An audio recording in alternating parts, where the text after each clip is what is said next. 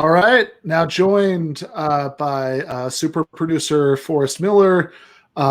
Just go ahead and call him that. And then our friend Ryan Lake, who people may know from the stream we did about Ben Shapiro, Eric Weinstein, and Sam Harris confusing themselves about free will and determinism, and also the one we did on Wednesday when we were originally going to do this. The plan, was there was to be a regularly scheduled Wednesday movie live stream. But then various things happened on Wednesday that it seemed like we should cover instead. It would have been really weird if we had just gone in and started talking about Mean Streets when all that was going. Right. Like, hey guys, the Republic is collapsing, but check out this movie. It's great. Yeah, well, hasn't collapsed. There are a few. Yeah, there were a few. A few people. Few people died. One of them was shot by the cops. One cop seems to have been killed by them.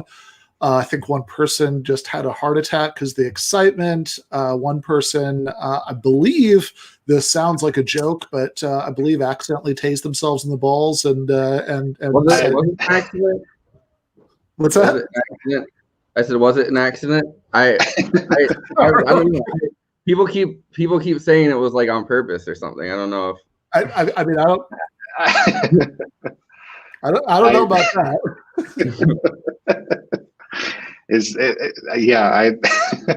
I thought it was his battle cry. Man. Right? Just No, I heard actually he died trying to steal a painting. Like his heart gave out after the fact or something like that. And yeah, I saw a couple of conflicting reports on that. Yeah. So I don't know. I'm gonna go with the he tased himself in the balls story. I prefer that one. No, I think I heard what I read is that he tased himself, and then later on they were rampaging through the White House or rampaging through Congress. He tried to steal a painting from one of the congressional offices, and in the scuffle kind of that happened during that, I think probably the taser went off by accident, and while he was trying to steal a painting, he passed. Yeah.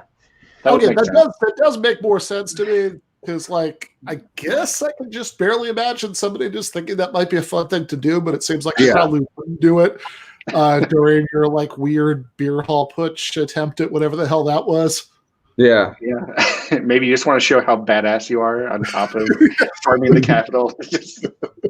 No, I think it went off. An escalated version of the thing in the Sopranos episode where Paulie and Christopher get lost in the woods, and the Russian guy is screaming at them. You think I think this is cold? I'll wash my balls in ice water. Yeah, exactly. Yeah, fair enough.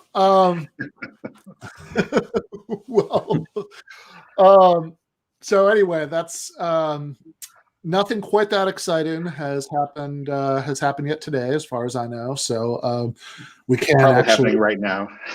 Yeah, it wasn't happening right now. We'll break in and talk about it. But commenters, let us know if there's another coup attempt or anything. Yeah, right. Yeah, if that happens, then let us know in the chat.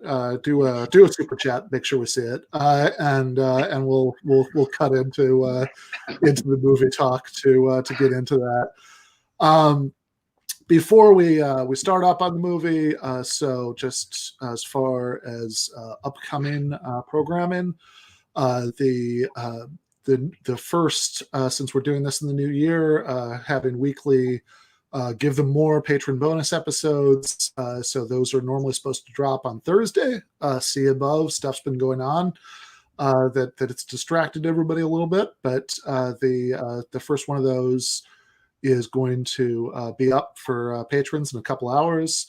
So that's episode 21, A Beginner's Guide to the Kurdish Liberation Struggle with Gene Bajalan. And there will also be a preview of that here on the YouTube channel and also in audio form on the podcast feed tonight. The next regular Monday night episode is going to be so this Monday with Thaddeus Russell and Anna Kasparian as the main guests, and there's also going to be so Anna Kasparian and Thaddeus Russell are the live guests. There's also going to be a short pre-recorded interview. I actually recorded it this afternoon. So you can tell when you watch it, looks like I just rolled out of bed onto the camera, but in any case, with this guy, Brian Atinsky, who is a anti-Zionist Israeli media guy now living in America, with a little cautionary tale about the ways that progressives can push for laws against that to make it easier to crack down on right-wing incitement, and that can boomerang in the other direction. And David Griscom is not going to be here for the usual Outlaws and Revolutionaries segment. He is going to be on an airplane, so he's excused. He's going to be back Monday after next to talk about Chris Christopherson. There's an alternative music segment that we might be doing on Monday. Should be able to confirm tomorrow for sure whether or not that's happening, with somebody else who's another beloved character in the Michael Brooks extended universe. So many people know, but in any case, that should be fun if it happens. Not 100% sure if it's happening or not. But that Patreon episode I've talked about, that'll be up, pretty much the second we're done here, I think. So if you do have $5 a month, please do consider doing that. We don't pay mooks, but we do pay Forrest. We do pay J. Andrew World, who makes all those nice logos. There are other people who are doing stuff for this who are not paid yet, and we'd like to. So please do consider doing that. Get that Patreon bonus episode every week, and get notification of all the free content, of course. And also there's a Discord and regularly scheduled at least a couple times a month Discord office hours, group voice chats. So all good stuff. So with no further ado, though, let's talk about Meat and Streets. This is the third one we're doing in our Scorsese series for the movie live streams. We took a break to do Apocalypse Now since Jacobin deputy editor Micah Utrecht had posted about how he'd been watching that, and I thought that might be fun. But the Scorsese series started with Casino, and then we were to Goodfellas, and now we're going to do Mean Streets, which is the very first full-length gangster movie that Scorsese did. I think it's I don't know. I mean, I think it's a really interesting combination because in a lot of ways with the visual feel, with the soundtrack, it feels a lot like those other later Scorsese gangster movies I mentioned. Yeah. And it's really the first one that he kind of has that Scorsese, like a lot of the things that would pop up in later movies. I mean, the soundtrack obviously is one of them, but like the dark red color in a lot of the scenes, those tracking shots where he like kind of follows people around walking through different spaces. Like it feels like this is kind of the first like fully realized Scorsese movie. I had a chance to watch the first one that he did as like an NYU student. It's on Criterion Channel, and it's clearly a student that has watched a lot of movies, kind of like creating like a 16-minute gangster movie that he's kind of thinking it's like a fake documentary, and it follows like this gangster who you slowly realize throughout the course of the movie his like best friend that helped him get started as a gangster is like, and his wife have been having an affair, and towards the end of the movie he kind of realizes it. And it's like extremely awkward, but it's written almost like a resume. Like the guy is kind of like you see on screen, like the different actions that he's done, and he's reminiscing about them, but he kind of makes all of them sound like a lot more positive than they are, So that's I don't know. It's like a 15-minute movie. It's pretty fun to watch if you're interested in that. Yeah, for sure.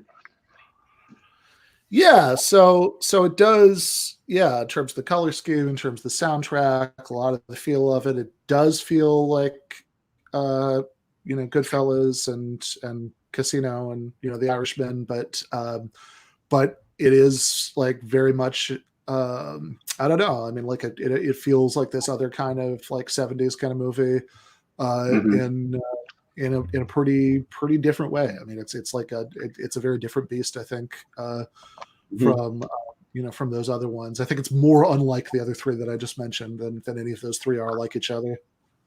Yeah, Yeah, absolutely. Yeah, definitely. I mean, it does has that 70s aesthetic to it. Also, it's like rougher and grittier too.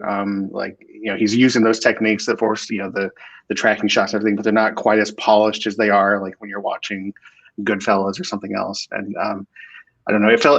One thing that just came to mind is like it felt kind of like the Clerks, except that yeah, Kevin Smith went on to do not great things, but but Scorsese. But it had that kind of feel to it. Like this is his first movie, first time he's figuring out what he's doing, and then he goes on to refine his craft from there. and most But there's yeah, yeah and most of the actors in it at the time weren't that well known. Like it's before he yeah was famous.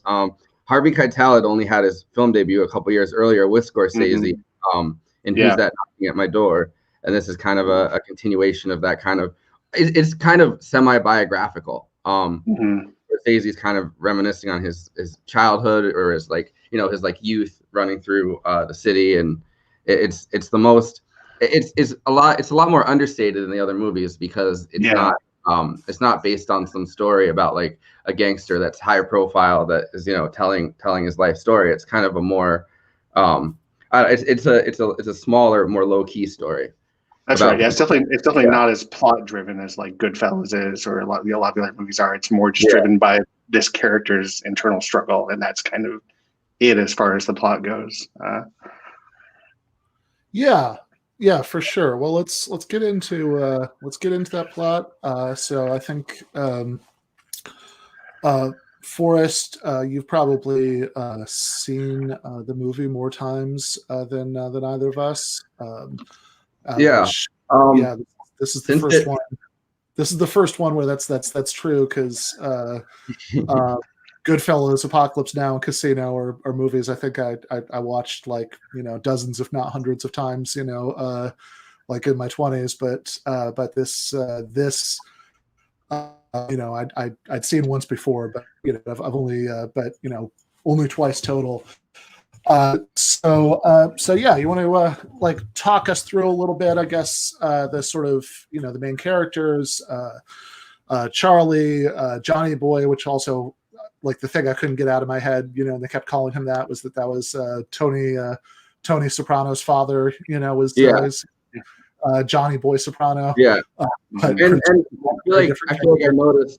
I feel like I noticed a lot of not just with this movie but just in general with Scorsese's movies. There's a lot of repeat names and stuff that they end up using in the Sopranos and other throughout the I guess the mafia genre that seem to have come from these movies. Yeah, so the first character obviously that we get introduced to is Charlie, who's played by Harvey Keitel. And I think he's the highest ranking of the main characters because his uncle is like the local capo in the mob, and it seems to be less of like it's more of like the Godfather 2 era mob in the sense of like he seems like he really is an Italian guy from the old country that follows those rules. His role is less of like the later on like more drug trafficking / like maybe like loan sharking, like more in the gutter capos. He's kind of like the boss of the entire little Italy neighborhood and seems to and seems to really take it as like more of like a Sicilian mob strategy of just kind of having these sit downs with people in these big restaurants and providing protection and different rackets for them. So he's grooming Charlie to take over this restaurant, and that's like a big part of his because the restaurant owner owes him money, and he's instead of taking his life, or instead of trying to get the money out of him, they're just going to end up giving him the restaurant.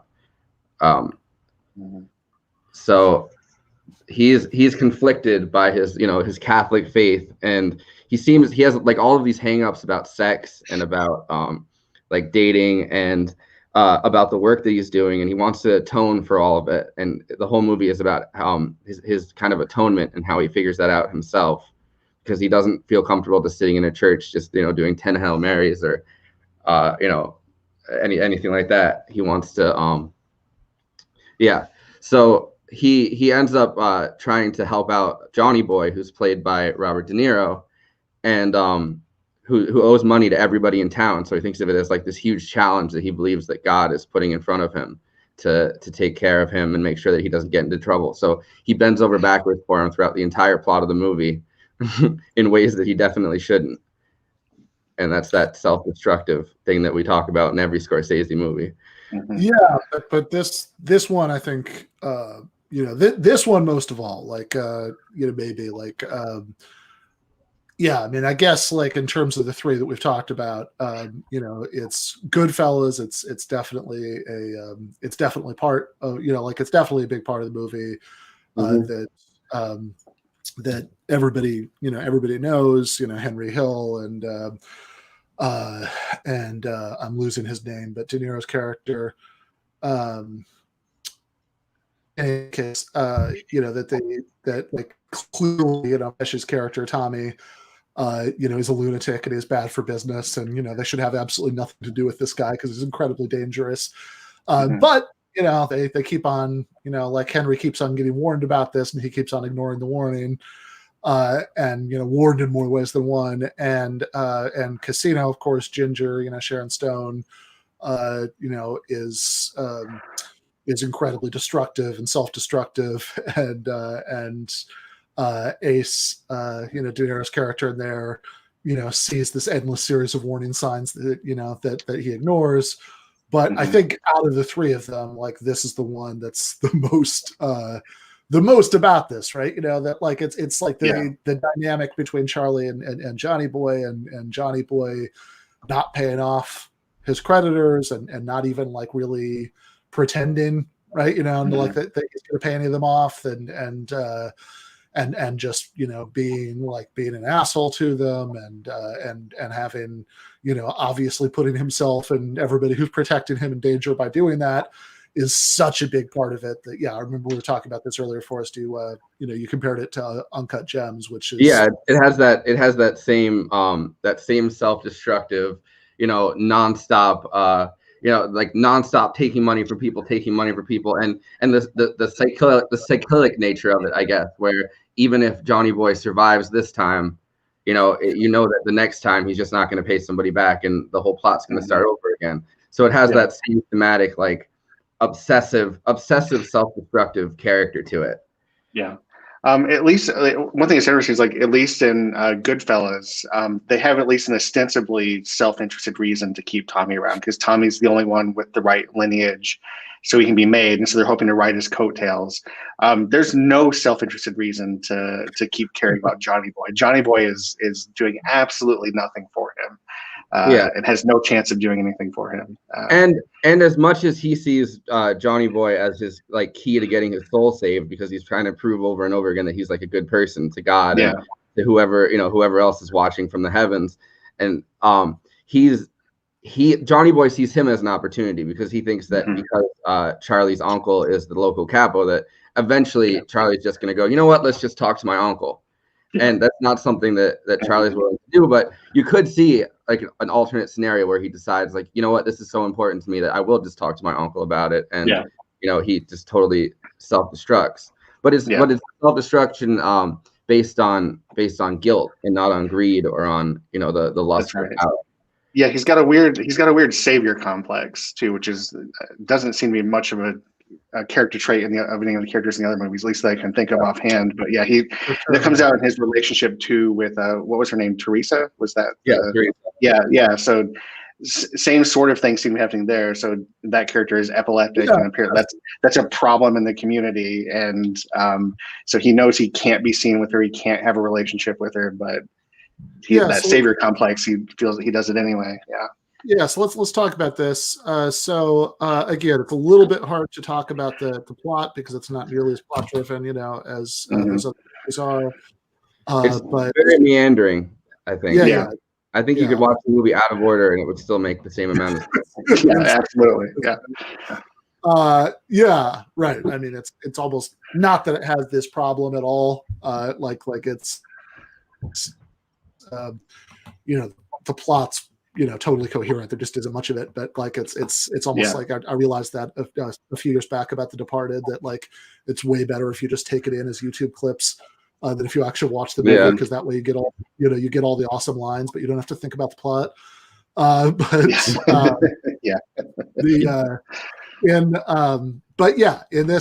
this case, so Charlie is so he is doing very low level mafia stuff, running numbers. The restaurant obviously has the mob link for his uncle, and the restaurant is going to be his version of leveling up, which I think is kind of funny because in every other mob movie, like just owning a restaurant kind of puts you pretty far down on the. Well, I mean these guys are very far down, like, which is actually worth thinking about. If you think about like the sort of okay, so like The Godfather, right? That's a movie about people at the mob like equivalent of like the Jeff Bezos level.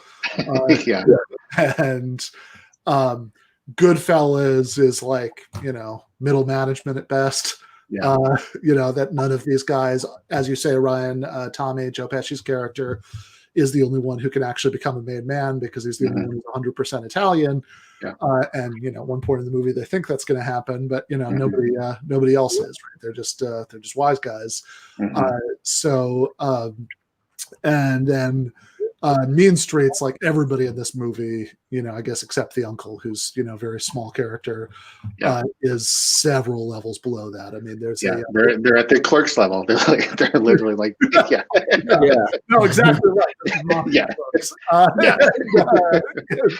Like there's a scene when one of the main people who Johnny Boy owes money to is shaken down by corrupt cops. That's right. So I like how it's way the hell down at the bottom of the ladder. I like how they go away in that very early scene when he's when Michael's sitting in the back of the car and he's like, "Look, I got these shipments of German lenses." And he's like, "No, these are I can't remember what he called. They were Japanese, not lenses. What was the adapters? These are adapters, not German lenses." So like they're getting conned and scammed in these stupid little schemes all the time. So they're at the bottom of the barrel.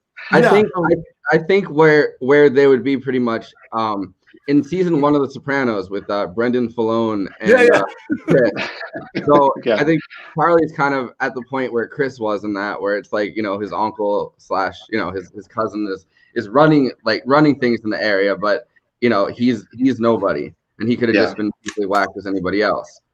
I love the scene where they like their big success is to scam some kids out of $20 so they can go see a movie. They say they buy them fireworks and they just take the money to see a movie. That's the level we're talking about.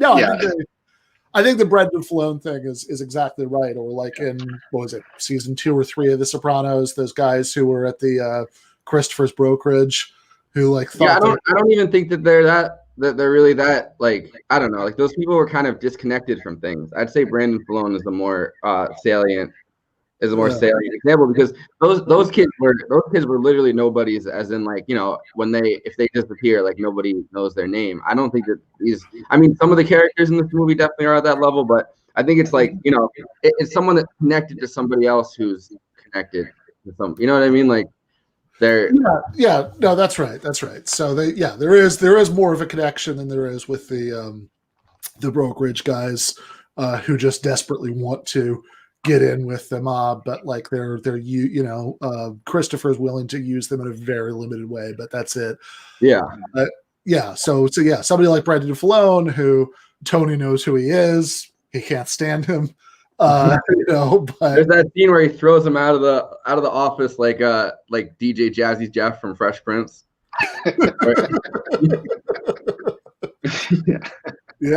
Yeah, sure. Gandolfini's stronger than it looks. Yeah. So yeah, no, for sure. So Charlie does have this, extraordinarily low level role in the Mafia. His leveling up is that he would be that he gets to run this restaurant, but he's also having this this relationship in secret with Teresa, who's Johnny Boy's cousin, I guess.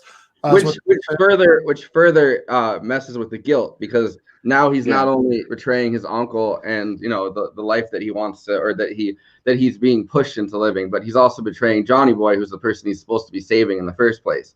So for him, that it's kind of like a double, like he's walking a tightrope with his soul while he's trying to save his soul.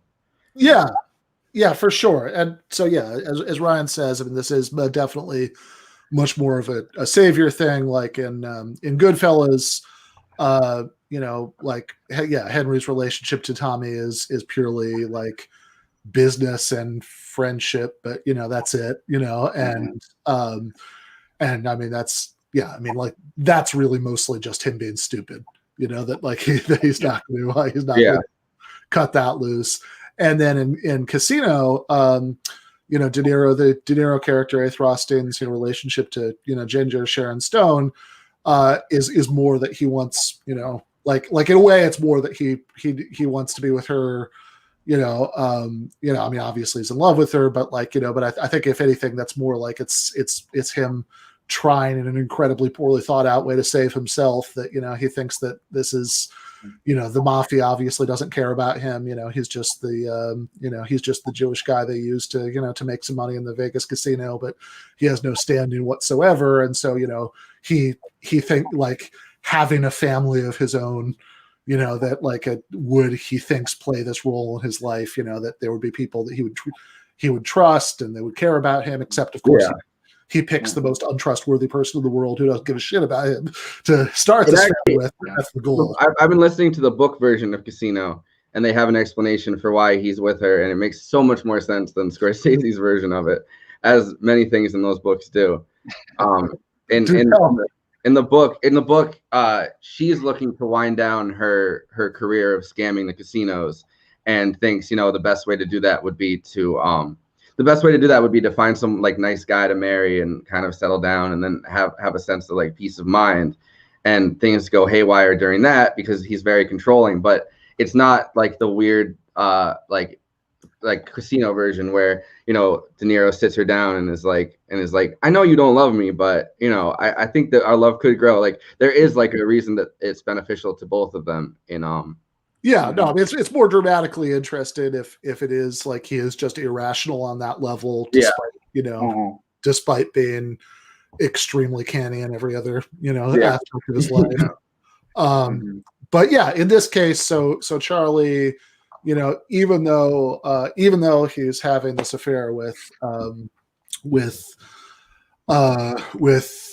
Johnny Boy's cousin, who's an epileptic, which is part of the problem, and he is running numbers. He's doing this low level mafia stuff. He's still he's both metaphorically interested in this savior role with both Johnny Boy and Teresa. And he's intensely religious. I mean, that's one of the first things you see in the movie is him in church talking about salvation, and in an interesting way, right? I mean, obviously it's a Catholic, church. This is like deep Italian stuff, but in an interesting way, it's almost like it's Italian stuff, real greaseball shit.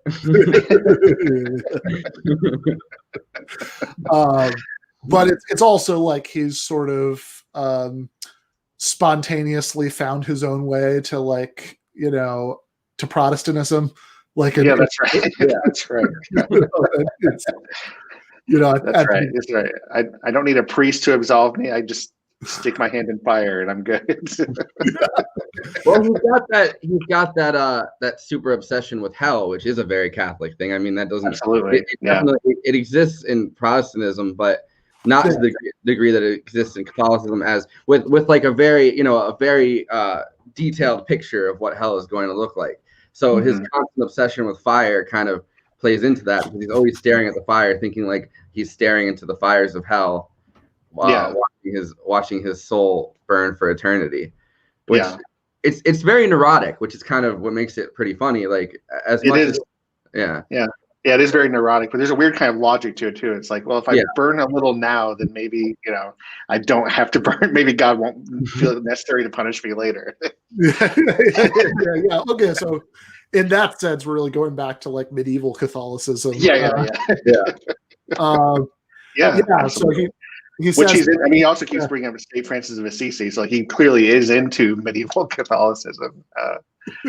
Well, there's a big obsession with Italian Americans and St. Francis of Assisi. Like I remember, because I grew up, my family is Italian, like my mom's side of the family, and they talked about him pretty constantly as like one of their patron saints that they're really that they're really passionate about. And the obsession with St. Francis of Assisi is incredibly like Italian Catholic, because the patron saint thing goes a really long way in the Roman Catholic Church. Yeah, so he's he's at the church at the beginning. He's talking about how the it's true. Confession. That's right. One of several good lines in this movie. St. Francis red numbers, and he and actually he responds to Teresa saying that. I said, I don't do that, right? Which is like, what are you doing? You're just cleaning.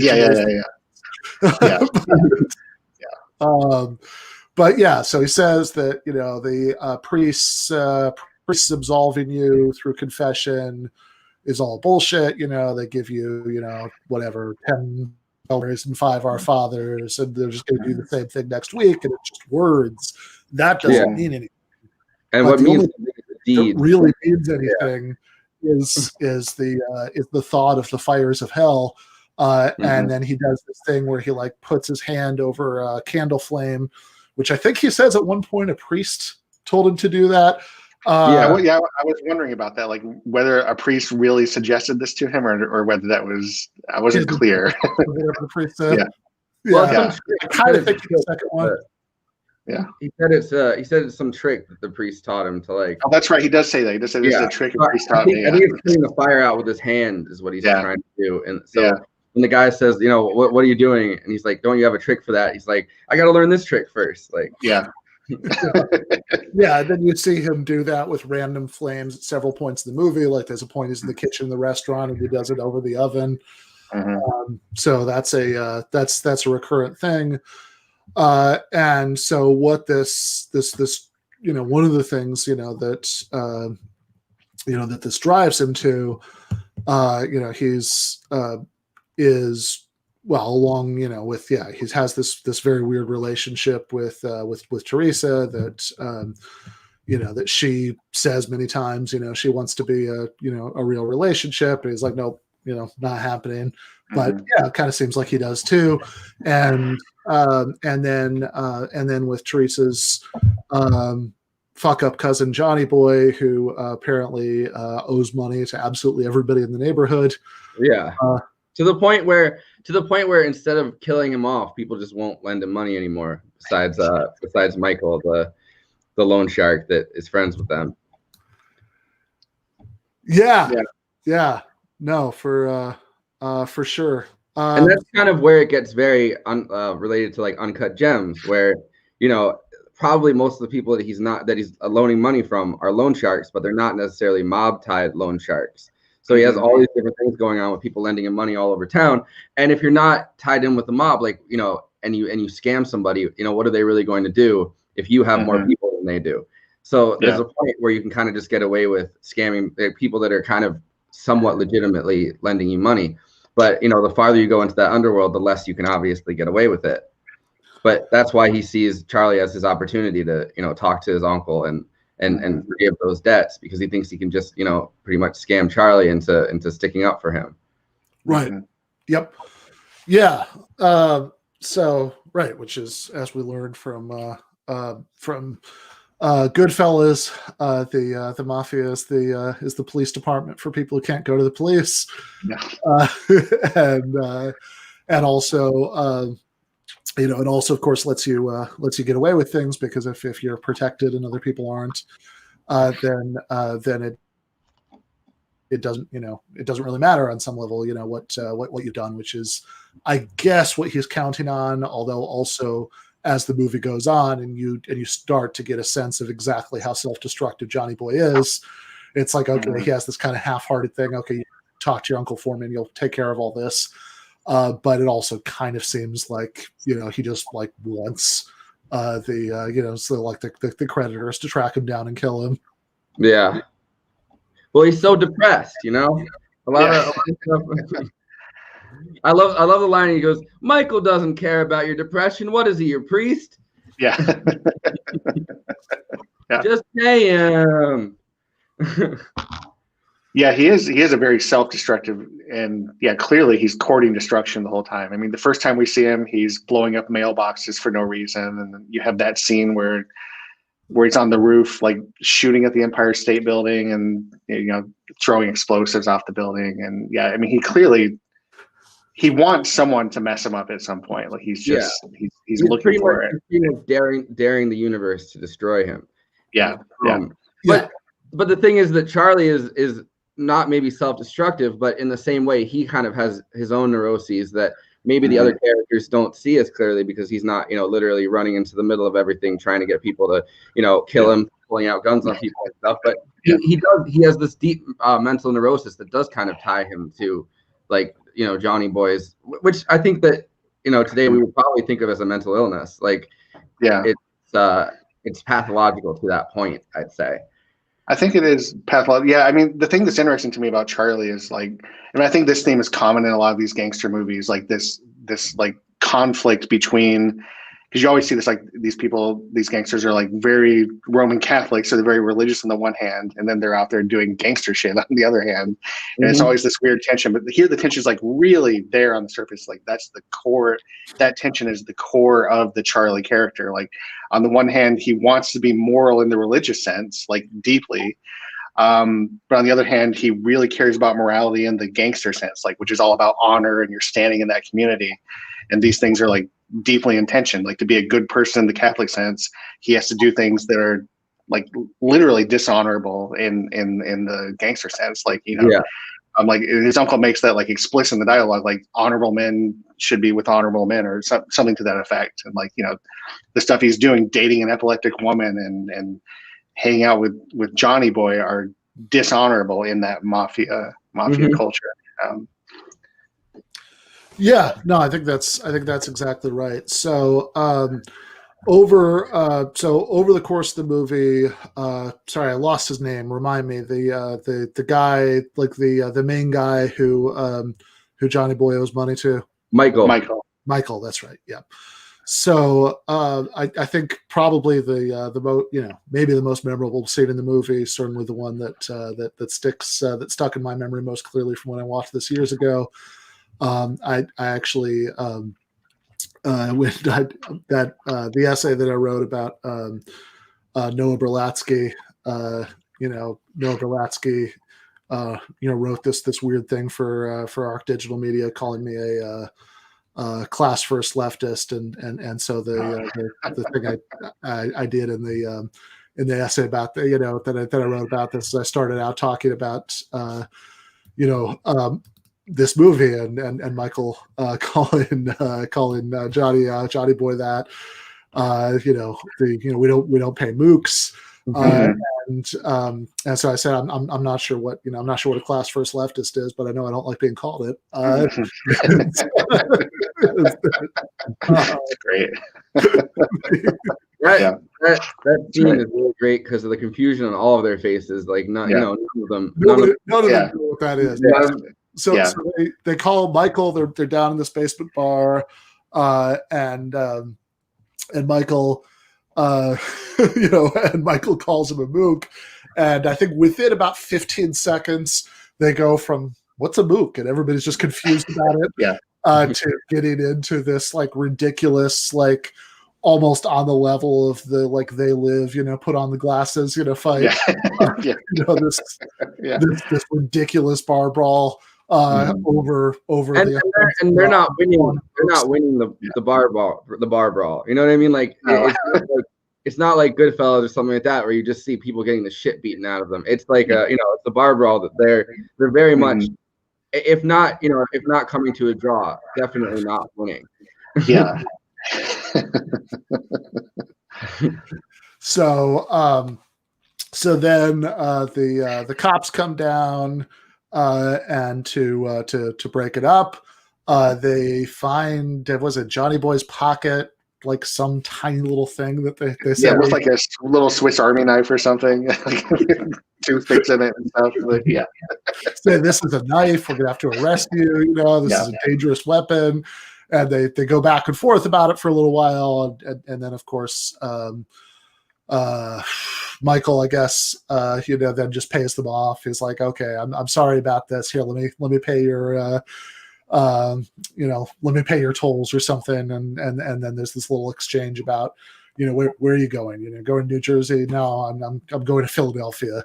Well, he says New Jersey, and he pays him the New Jersey fare, and then the cop looks at him and goes, Philadelphia, and then to give him more.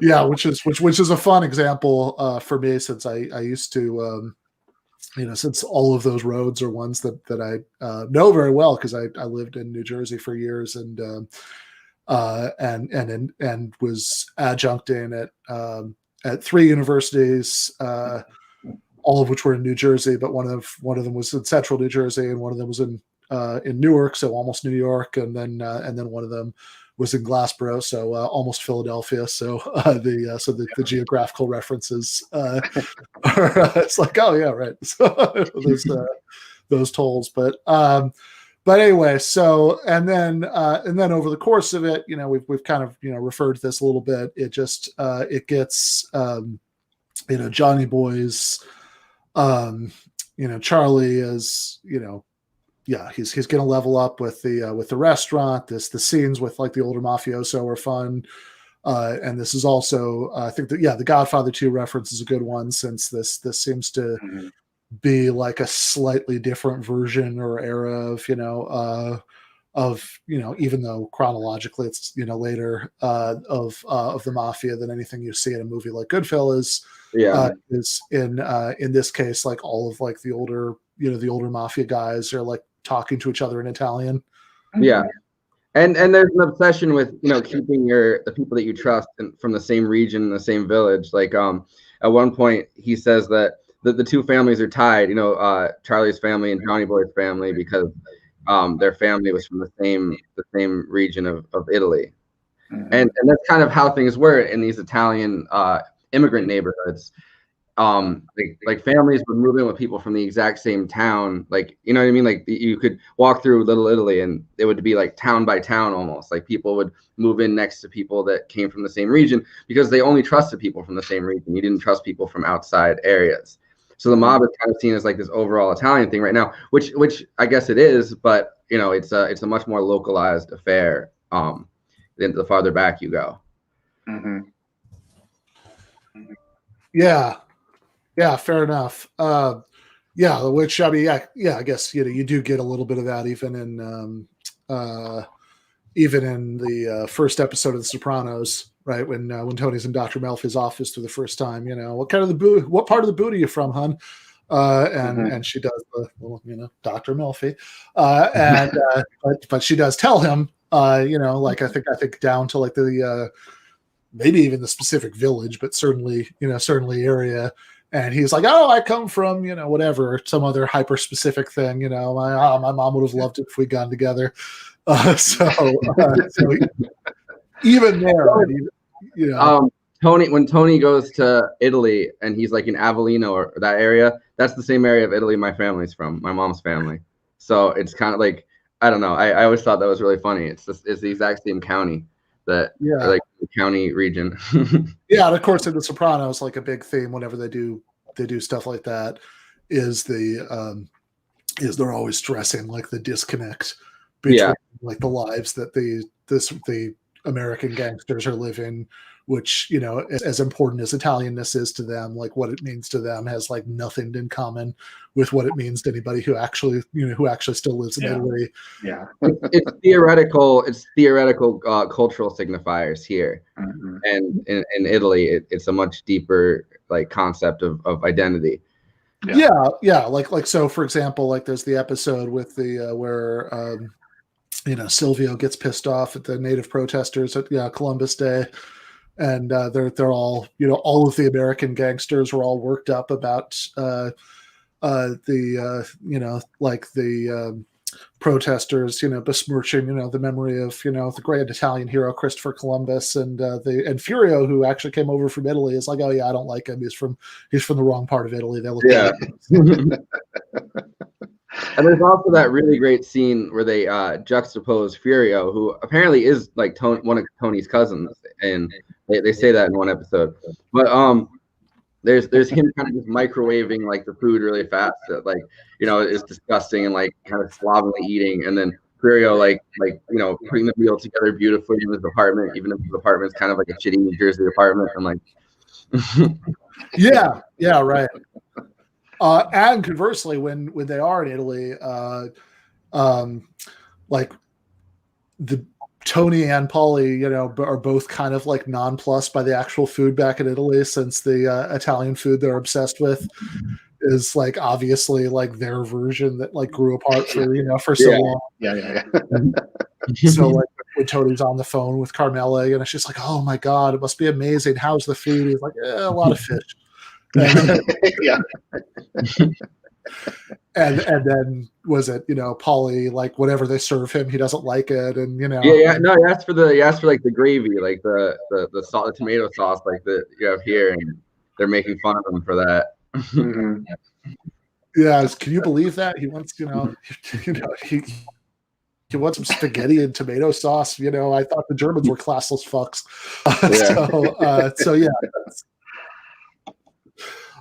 So yeah, it's a big like. You know, so they put a lot of like stress on that, you know, that thing about how, you know, for them, you know, there's the way that these theoretical Italian identity markers work for them are like very different from like how any actual Italian is going to experience Italianness. But that said, like, part of the identity markers, even then, you know, and you know, right. I mean, obviously none of those guys speak Italian, right? Like one of the part of what's supposed to be funny in that episode is, you know, Paulie, like, you know, sort of trying to overuse like the one word of Italian he's picked up. It's the you know, commandatore, you know. I like that. It always reminds me of that Adam Freeland picture from Come Town, where he's sitting on the thing, he's like commendadori, and I can't get that out of my head every time I watch that episode. Fair enough. So yeah, even for them, right?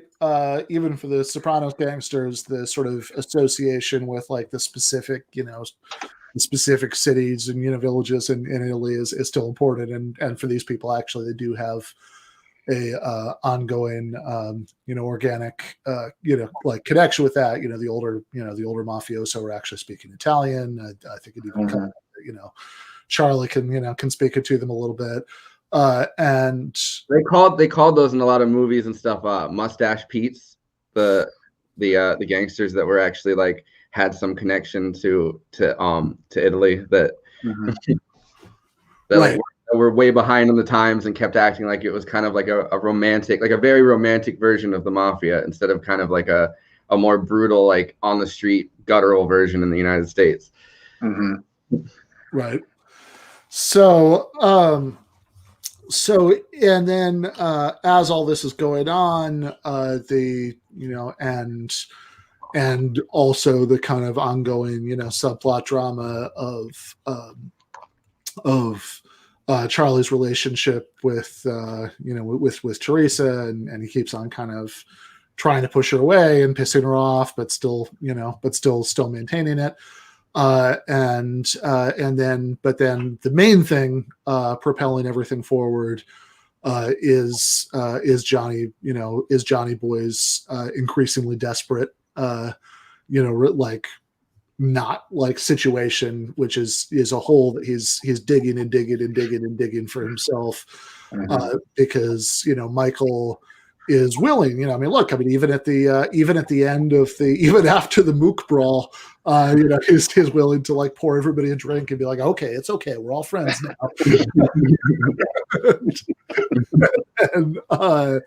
And then later on, Charlie is like able to negotiate like a better rate for Johnny Boy to pay off his debts. He's willing to. Well, he's respected in a way that Johnny Boy never will be, because without him, Johnny Boy is just some scumbag guy that isn't paying back his debts. But people really look forward to, look up to Charlie's uncle. So they're willing to do things for him that they wouldn't be willing to do for other people in his position. They figure that either they can parlay that into like some kind of favor with his uncle, which is something that you kind of see a lot in the Sopranos with Chris. Chris kind of takes advantage of it a lot, but people are always, and later with AJ when he's at the club and the guy's like, oh, can you give this to your dad, or can you show your dad this business plan, or like, can you have your dad shake down this person for me, like, and it's kind of more of a comical one in that, but people see that, the connection to someone who in the neighborhood is like the local capo, and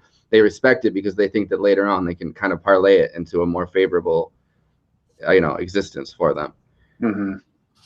Yeah. So he manages to, so at this point, at this point, Johnny Boy owes Michael $3,000, which, in 1970s money is like, I don't know, $1 billion or something. And they say like 1,800 of that is VIG, which I guess is interest, right? Or whatever the loan shark charge is. Yeah, so it was originally a $1,200 loan marked up to $3,000. Yeah, which is also insane that like Michael was willing to keep on lending him money as it built up. Yeah. And throughout the movie, he expresses the fact that he doesn't think that he's ever going to get paid off, which in that, it's not like Johnny Boy has anything he can leverage into, you know what I mean? Like seizing it back from him. Yeah. The other thing that's interesting, against the themes of like mafia honor culture that are like on the surface there, is that like Charlie almost seems more concerned with how he's being insulted than he is about the money. He's towards the end, he's like, he's like, I would have taken the $30, which is nothing against this amount of money that he owes, but at least it would be some tiny sign of respect. And of course Johnny Boy just shits all over even that tiny gesture that could have saved him. Well, throughout this movie, everybody kind of is getting shit on. You know what I mean? Like, it's a big part of it. Like, the Japanese adapter thing is a perfect example of it. Like disrespected to the point of like stealing things. Stuff he's stealing isn't even like the stuff that people told him that he was stealing. And like the kids are pretty disrespectful before they rip them off. Like it's not like they're craving respect and they're craving this, this identity, but none of them are anywhere near the position where they're close. Yeah. He's like, all I want is just give me the $30 and treat me with a little respect. Something. Instead of giving him the $30, he spends like half of it on buying drinks, for because of course he can't put things on his tab anymore because he's absurdly in debt to everybody that he knows. And it's kind of funny that even I think Tony is the character played by David Proval. Until the end of the movie, until it becomes clear that he doesn't have the money to pay Michael back and that he's not planning on giving it to him back, Tony's still kind of letting him put stuff on the tab too. Like, Okay, so my estimate was about right. Ballpark. So, oh wow, dear God, a lot of money. So Lecter to press. To be fair, 1,000 of that is a VIG. That's right. That makes the VIG quite drastic too. Which makes sense why he's like, you charge that VIG to someone from your own neighborhood, like right, which does fit, since I've been listening to the audiobook of Wise Guy, which is the book that Goodfellas was based on, since at some point we were originally going to do it next Wednesday. I was talking to Micah today. I think we might have to put that off a little bit. We'll do something else on Wednesday, but at some point, me and Forrest and Daniel Bessner and Mikey Utrecht are going to be doing a follow up to the Goodfellas stream to talk about the book that it was based on, Wise Guy. And so I've been listening to that, and they make a big thing about the insularity of a lot of the neighborhoods. Like the one in the one Henry Hill was growing up in Goodfellas is like a big part of how you could get away with all this stuff, because even people who are completely straight and not affiliated at all with the mafia still feel protective of people who are affiliated. And well, they had a similar thing in The Sopranos, where they had the flashback to Johnny Boy. The guy owed him money or whatever, and he beat the shit out of the guy. And then later on, when he's like getting arrested by the cops and like comes back and everyone's celebrating, it's the same guy celebrating. And he's like, didn't you just beat that guy up? And he's like, it's the same kind of concept of like, even if they hate the people that owe, like that are lending the money, that are in the same neighborhood, even if they hate that ecosystem, they hate the outside more. That's right. Yeah, that's also a theme. What's that movie where De Niro is the bus driver and Chaz Palminteri is the gangster? Do you remember this movie? I can't think of the name of it. Have you guys seen this? I haven't. Okay. Oh, it's like it might be a Bronx Tale or something like that. But there's a similar kind of thing. So where De Niro plays a character who's like totally straight laced, just a working class guy, and he hates the mob, like he hates the mafia. And his kid witnesses the gangster murder someone in the street. And then his kid doesn't tell the cop. The cop asks him, "Did you see anything?" The kid's like, "No." It says like, "Yeah, you did the right thing. Like, we're not rats." even though he just utterly hates the whole thing, still, we're not rats. We're not going to rat on people from our neighborhood. Yeah, right. Like they talk about a Wise Guy, like it being like insular to the level that like an unfamiliar car shows up in the neighborhood and like we're spreading out really quickly. Again, that's the sort of backdrop where you can get away with being quite this brazen, about stuff that you see in that movie. And that like the teenage kid is running around sticking gasoline soaked rags and in cars and setting them on fire. And presumably lots of people saw him do that. Makes a lot. Yeah. It's a very flashy, noisy thing. In Wise Guys, they have an explanation for that. I forget what it is, but they have a better explanation for why he gassed. So what it was where he had his like after school job, where he first hooked up with the mafia, was the cab stand. And so it's like a cab company / limo rental thing, whatever that they pizza parlor, which is a brilliant, also, which is a brilliant. Why pay people for delivery when you're also a cab stand? yeah, for sure. And then there's this guy. They said he came from like Alabama or something, and he didn't understand the rules.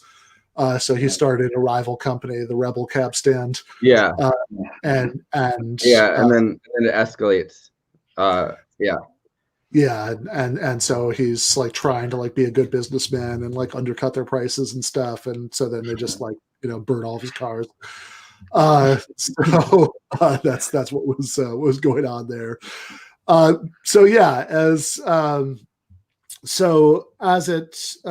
it goes on, Johnny Boy is has numerous opportunities to try to make it right and pay something, show some kind of respect, do something to save himself. And that's the uncut gems. Like that's where it gets very uncut gemsy. That like there's so many off ramps that are presented to him before the end of the movie. And it's never very much money. Like he can pay $30 this week and $40, and instead of paying the money, he like quits his job and like refuses to. Yeah. I mean, one of the first conversations is he's already like, "Oh, what about this money? You know, when are you going to make the payment?" He was like, "Well, you know, this happened and that happened. I got very depressed, so I bought myself some clothes." It was like, he had to buy the $25 hat. Like I was depressed. I needed a new hat. Come on. Look, I bought the shirt. You like the shirt, right? This is a good shirt. Yeah. Someone in the chat, tell us how much that $25 hat is. And 2021 money. Yeah. Yeah. So, and then, and he's also just doing, so he quits his job. He doesn't like, literally, I think the $30 that he was going to pay Michael, I think Charlie like gave him some of that money. So it would be something. Yeah, he gave him most of it. Yeah, that's right. Yeah, he gave him most of it. So it's like, look, $30, that's at least like feels like not quite as much of an insult as anything that's less than that. So he gives most of it. So he'll have that. And then he immediately spends like half of it on buying drinks. He does that thing where he goes to he's up on the rooftop, throwing firecrackers at the Empire State Building. He says he wants to wake up the neighborhood. Yeah. And you have to wonder how much of that at some points is anxiety about the fact that he knows that he's self-destructing constantly, and how much of it is just like a pathological need to, be as loud and as obnoxious and as possible. Because there are like points in it where he runs through the town or whatever, or runs through the city, and he's like just grabbing people and like shaking them, and like that does seem to be like anxiety induced, as in like he's realizing how badly he fucked up. I mean, he fucks up again like a couple scenes later, but part of it is probably anxiety induced, but he's also just kind of like a showy character. Like he likes attention, he likes to goof off. Like the second time we see him is just when he's walking into the bar and he's trying to hand his pants into the code check instead of his coat. And there he's almost like a charming guy. People like him. He's funny. But then, he's also just extremely self-destructive. Yeah, right, exactly. So, and then $155.64 hat. Okay, what's the hell with that? Yeah, that hat should be smart enough to like give you some strategy to make the money to an Apple hat or something.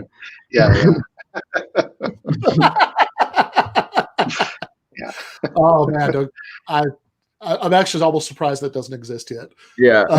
I'm sure it's coming. It'll be an Elon Musk thing though. It'll have like the little probes that go into your brain, that the Neuralink thing. Yep, there we go. And like the initial version, like it won't even do much. But it'll still be like cool and scary that it exists, But it'll be like all you'll be able to do with it is like is go in and out of apps on your Apple TV. Right. It'll still have the YouTube, the downloadable like YouTube playlist that they force you to have on your phone. You're like, I don't want it. But you can hear it in your head now. Actually, that reminds me. So I think not necessarily the best as like literature or whatever. I mean, there are others that are better that way, although, I think very good that way. But the best dystopian novel I've ever read, as far as like feeling real to me, is something called Feed by M.T. Anderson, which is the setup. It's in this like cyberpunky kind of future, and everybody has voluntarily, everybody has these chips in their head that give them this constant feed of various programming and music and advertisements, and you're like extremely weird if you don't opt to have the feed chip installed in your head, and I've always and there are like all these things in it, like one of the ways of there's a sort of drug equivalent where like a way to like do something like getting high in this book is to like intentionally put your feed chip on the fritz, and the thing that also there's this insane level of environmental destruction going on to the point where like having like skin lesions is like incorporated into fashion. But the thing that makes it feel most real to me is that like every character in this book is like totally aware of everything you could say about what's wrong with the society. And it just kind of goes without saying. And it's just that, but like people who make a big deal about those things are boring and annoying, like that's, so, that feels, that does feel very real. Yeah. Yeah. I feel that acutely as I sit here with my Mac and my Apple Watch and my Apple TV. And yeah, I know all the criticism you can make of that sort of thing, but yeah, for sure. And then, as the movie wraps up, Johnny, like Charlie feels the need to get Johnny Boy out of the way, because Michael's on a rampage, because he's insulted him too much, for the last time. So I mean, just worth mentioning there is like just to cap how self-destructive it is. Like at the end, like he really gives Michael no choice. Like Michael has to kill him. It's like he calls him a jerk off. He says, "Here's what I think of you." He burns the $10 that he was offering him. The $10. And then he pulls a gun on him. He was going to get him. He literally sets on fire while telling him that he's such a jerk off that like everybody else in the neighborhood has stopped lending him money because they know he can't pay them back.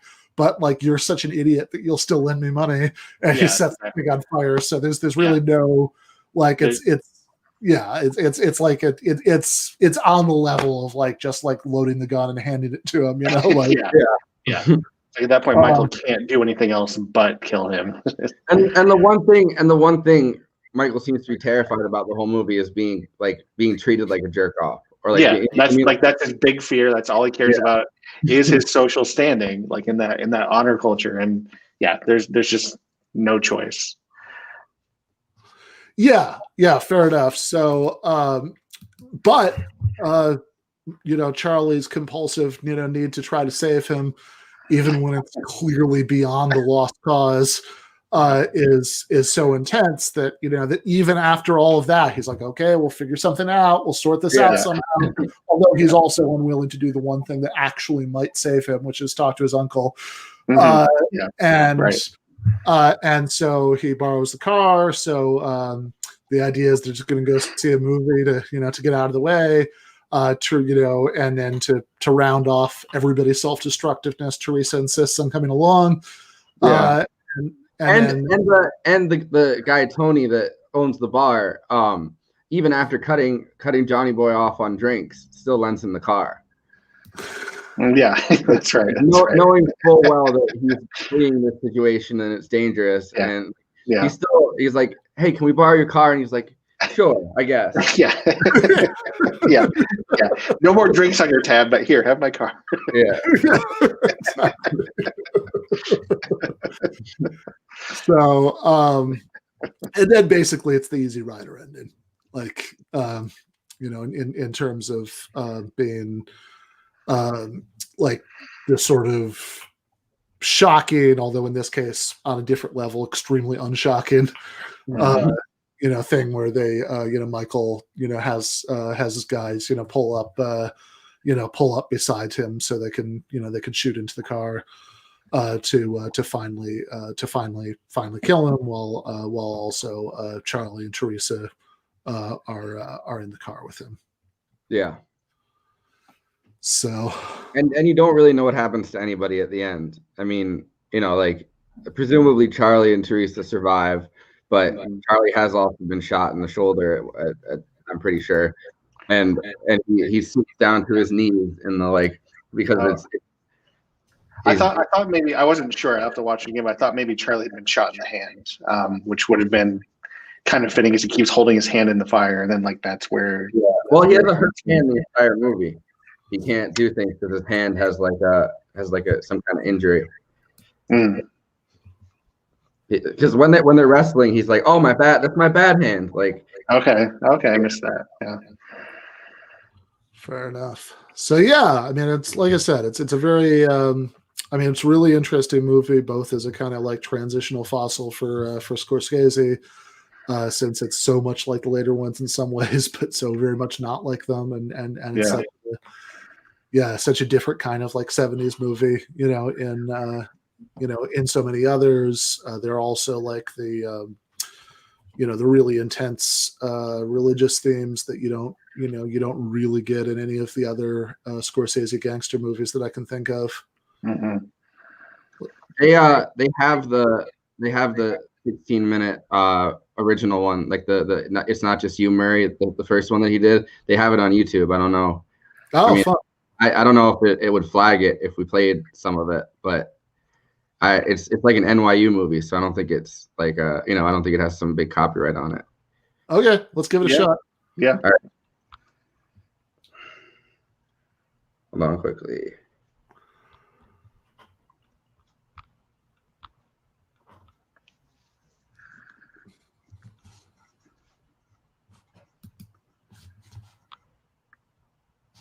Oh, 1964.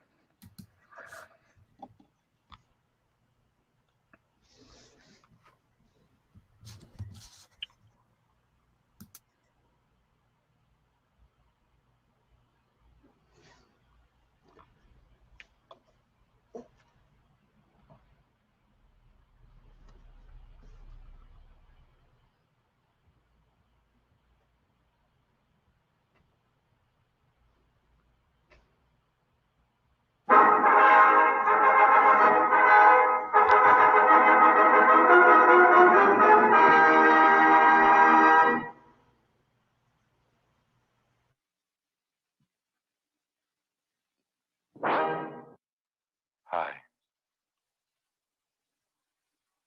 See this tie? $20. See the shoes? $50. See the suit? $200. See this car? $5,000. Want a ride? Come on.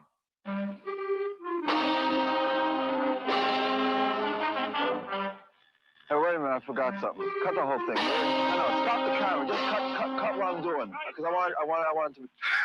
I forgot to introduce myself. I'm Murray. The reason I'm here is to tell you how I got here. I mean, I'm very rich, I'm very influential, I'm very well liked. I mean, I got lots of friends. But I'll tell you, this sweet life, this good living, is all due, I must admit, to one person. And that's my friend, my pal, Joe. Hi, I'm Joe. I mean, in this life, you need help in trying to obtain for yourself the best possible life for yourself. Ain't that right, Joe? That's right, Murray. Here's something. I want you to see this. Look over here. Here's some pictures of Joe when he was a kid. When he was about 6 or 5. He always used to... And right here, it's a picture of him playing football. That's right. That game, that was his favorite. That's him there with the ball in his hand. And that's his graduation shot with the hat. I could go on all day with these things. It's not important. What matters is this. I always wanted to live good. Ever since I was a kid, you know? That's me there. And how do you live good? Well, for me, it's going places. You meet people and doing things. I mean, for me, that's good living. I mean, take my mother, for instance. The only psychology type advice she ever gave me, she said, Murray, eat first. I mean, what kind of psychology? So what, you know? But Joe, I mean, no, it's not him. I mean, if it weren't for Joe, I wouldn't be where I am. I mean, I wouldn't be what I am. I wouldn't be who I am today. I mean, after all, he did set me up in business. Well, right now, I'm going back some 25, 30 years. I mean, you know what I mean. Stuff ready yet?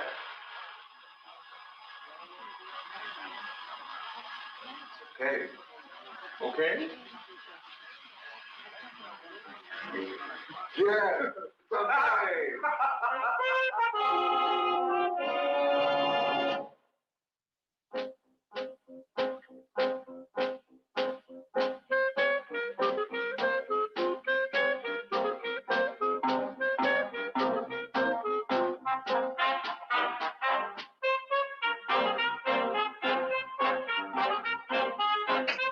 I was wondering about the cost of the car. That's good living.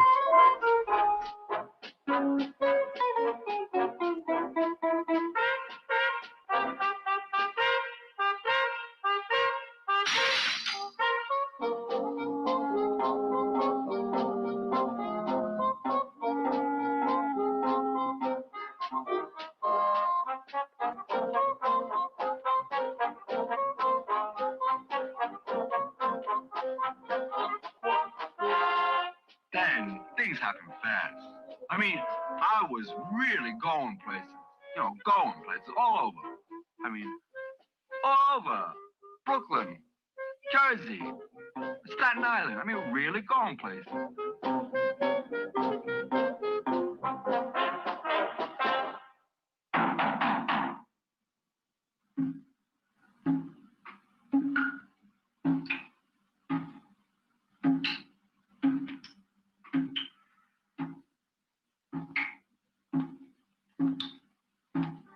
But then again, you know, in this life, you only got so much luck.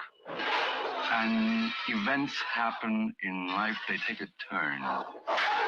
And in the course of business, there occurred this event, a misunderstanding in which, due to circumstances which I had no control, I was, unfortunately, I was misunderstood. And due to this misunderstanding in which I was misunderstood, I didn't exactly have a great amount of free time to go many places for a while, although I did see Austin in New York. It wasn't bad up there, you know. I mean, Joe used to come to see me. When he couldn't, my mother, well, you know my mother. Anyway, when I got out, Joe always gave me this advice. Murray, when anything ever happens to you, well, you've got to learn to control yourself. You know, always control yourself. Don't do anything. Don't say a word. You got to stop. You got to pull yourself together. Got to take it easy. In other words, Murray, when people bother you, hit you, abuse you, curse you, you know what I mean, Murray? When they really bother you. Well, Murray, don't do nothing. No, sir, because remember that one day, Murray, one day you're going to see somebody. Some guy who's all those other guys rolled into one. And then you can give him all he deserves. Anyway, that's how I met my wife. You know, an angel mercy type. You know, the white dress and the white shoes. I mean, if it weren't for Joe, I never would have been in the hospital, and I never would have met my wife.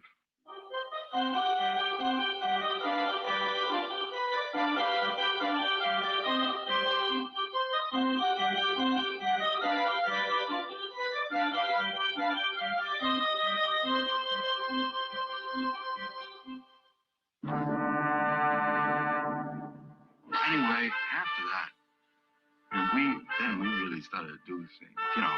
I mean, we did things, you know.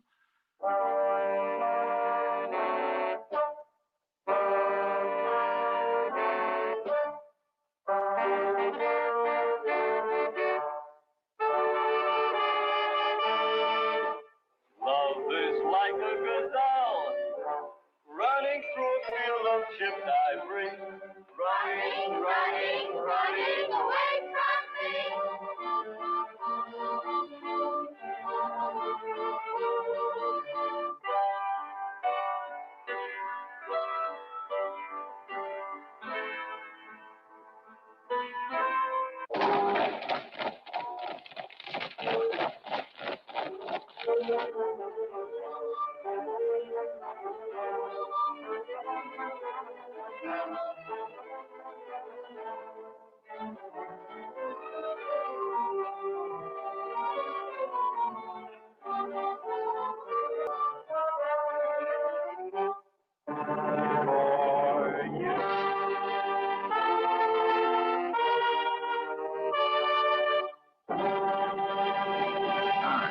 We flew to the top. I mean, all kinds of shows for all kinds of people and all kinds of places. I tell you, what followed that was the fostering of one of the greatest financial syndicates in America. All places, all people, and all things have been affected by us in one way or another. Motel chains have been affected by us. Politics have been affected. Undertaking services, we hit our mark there. Television, when it come out, have been affected. Sports have been affected. So many things like private grants and foreign aid have been affected. I tell you, there's even a vast amount of imported products have been affected. I mean, I could go on all day what have been affected, but I won't. Therefore, you were virtually unavailable that night between the hours of 9 to 12 Eastern Standard Time, Daylight Saving Time, 9 to 12 west of the Mississippi. And 'tis when the moon was at 3/4 and 5/8 on December 12th, during the latter half of the night, there was a preliminary rain that afternoon at 8 p.m. Now you gotta answer that.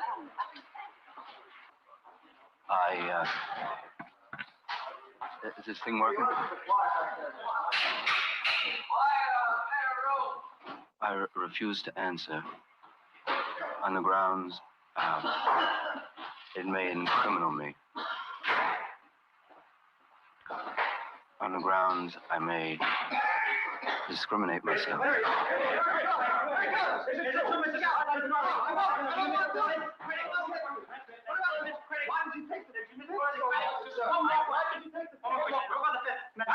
An empire of wealth and security built from what? From nothing. Nothing but the love of one's fellow man in friendship. Great, huh? Great. Great, huh? Great.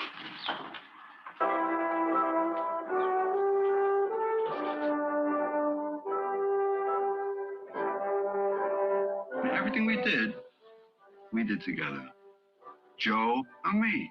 Friendship, love, life, family. We work hand in hand. Yes, family. I'll tell you, to my family, to my kids, my children, Joe is like a second father. And when it comes to my wife, Hey, Joe, could you come in here for a minute? No, Murray, look. I know what you're thinking. But look at it this way. All right, cut the sound. Murray, come over here a minute, will you? Cut the sound. So the kids look like me, Cut right? the sound. You there with the glasses. Cut the sound. Cut.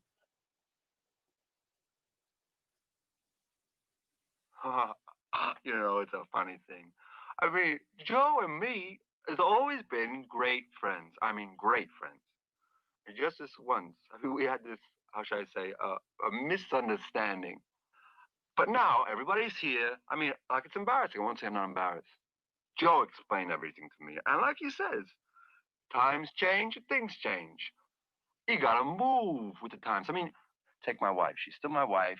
She still lives with me. She lives in the house. And she goes to parties with me. And the kids. They're good-looking kids. And they still live in my house. They're my kids. So Joe says I ain't gonna win no Father's Day award or Father of the Year. It ain't gonna kill me, you know? We are very happy people. we got everything that we want. Modesty prevents my divulging my my true income. But like they're bringing over this new car tomorrow. I mean, imported Naugahyde Formica bar in the trunk. All the latest. If you're in the neighborhood, come on over, take a look. $10,000.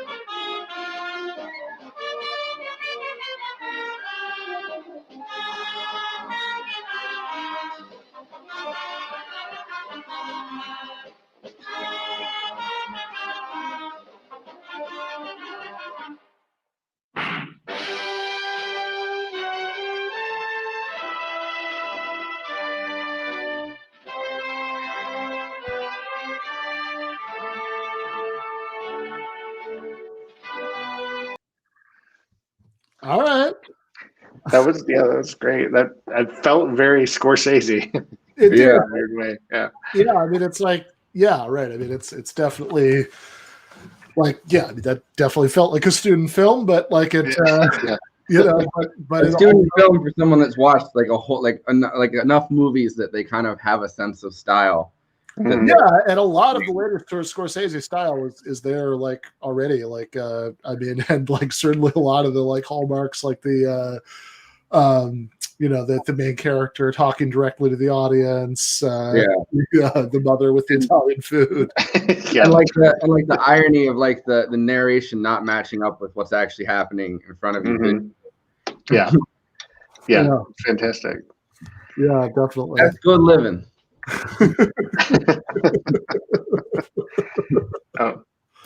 Dr. Zayas has an important question. Yeah.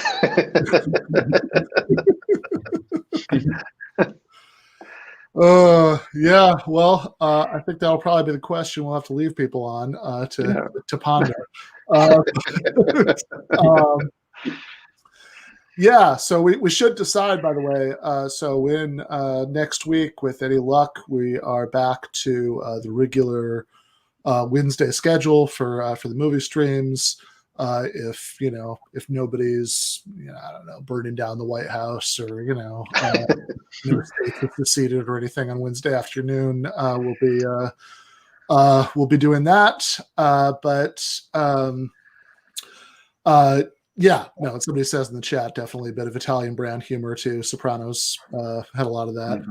Yeah, that's for sure. So anyway, dark but carefree, exactly.